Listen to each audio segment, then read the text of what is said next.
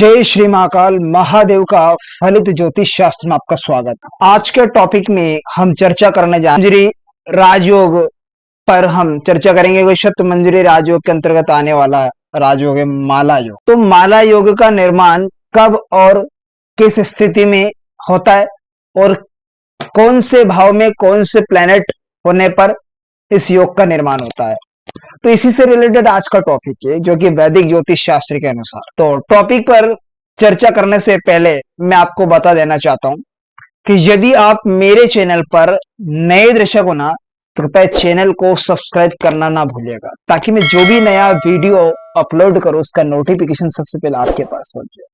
हाँ, खास करके आपसे निवेदन है, कृपया वीडियो को लाइक किया करो। आपका लाइक करने से कोई पैसा नहीं लग रहा, बल्कि आपका लाइक करना मेरे लिए एक उत्साहवर्धन मनोबल बढ़ाने का काम करता है। तो इसलिए वीडियो को लाइक शेयर कमेंट जरूर कर दीजिएगा। तो बढ़ते बिना समय गवाए फटाफट हमारे टॉपिक की ओर। तो बात कर लेते हैं माला योग का निर्माण कब होता है। जैसे कि आप स्क्रीन पर देख पा रहेंगे, ये ऑलरेडी एक ब्लैंक टेबा है। अब इस ब्लैंक टेबे में हम माला योग का निर्माण करेंगे। किस भाव में कौन से प्लेनेट होने से इसका निर्माण होता है। मान लीजिए सपोज डेट, यहां पर ये कर्क लगने की कुंडली है। अब मैं यहाँ पर राशियां एंटी क्लॉक में राशियां फिल कर लेता हूं। ये कर्क लगने की कुंडली है। अब ये कर्क लगने की कुंडली में हम माला योग का निर्माण करेंगे। तो माला योग का निर्माण कैसे होता है, तो यहाँ पर सबसे पहले डेफिनेशन समझ लीजिए। जन्म कुंडली के धन भाव में जो राशि उसके लॉर्ड उसी भाव में ही होने चाहिए, और भाग्य स्थान में जो राशि उसके लॉर्ड उसी भाव में होना चाहिए। भाग्य स्थान जन्म कुंडली का 9वां घर भाग्य स्थान और लाभ भाव में जो राशि होगी उसके लॉर्ड उसी में होना चाहिए। तब ये माला योग का निर्माण जातक की कुंडली में घटित होता है।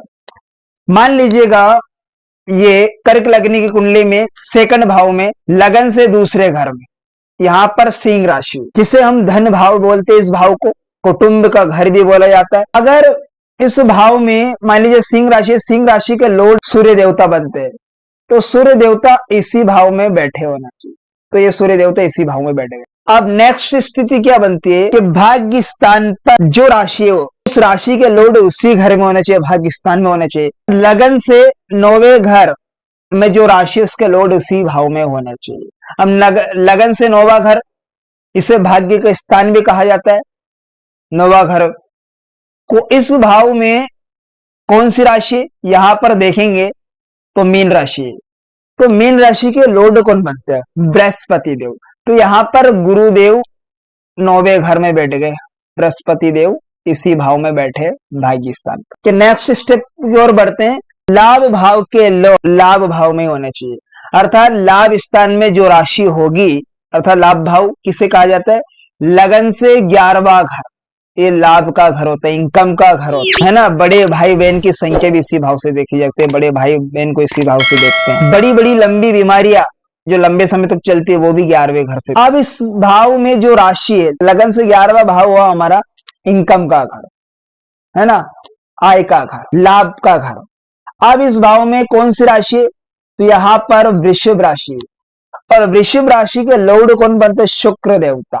तो ये शुक्र देवता इसी घर में बैठे होने चाहिए, शुक्र देवता इसी भाव में बैठा दिया। तो ऐसी कंडीशन में जातक की कुंडली में ये माला योग का निर्माण हो जाता है। तो माला योग का निर्माण ये इस प्रकार से होता है।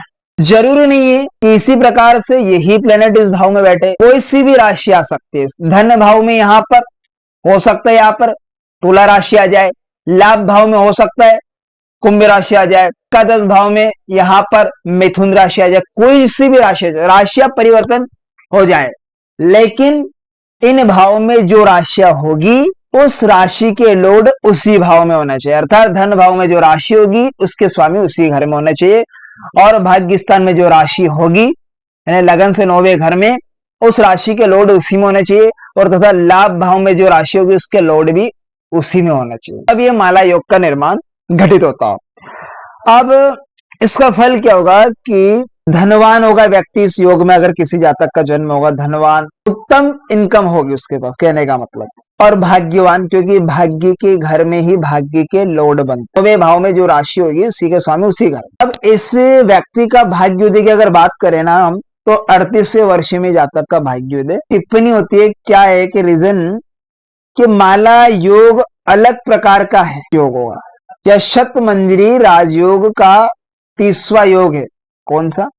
30वां योग। दूसरी कंडीशन में माला योग का निर्माण कब होता है, किस प्रकार से होता है, इसको भी देख लेते हैं। लगन से 7वां घर, लग्न भाव से 7वां भाव होता है पत्नी का घर।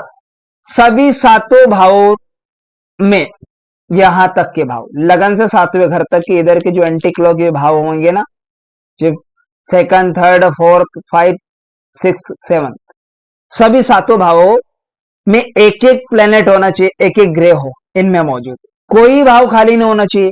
यहां तक ये भाव जो मैंने यहां पर सर्कल बनाए है इन भावों में, तो ऐसी कंडीशन में सेकंड सिचुएशन में माला योग का निर्माण जातक की कुंडली में घटित हो जाता है। लेकिन माला योग में 7 ग्रह कौन से? सूर्य देवता और चंद्रमा, मंगल देव, बुध देव, बृहस्पति देव, शुक्र देव व शनि देवता, ये प्लेनेट इन भावों में होना चाहिए लगन से 7वें भाव तक। अब सभी 7 भावों में ये प्लेनेट होने चाहिए, सूर्य, चंद्र, मंगल, बुध, बृहस्पति, शुक्र व शनि।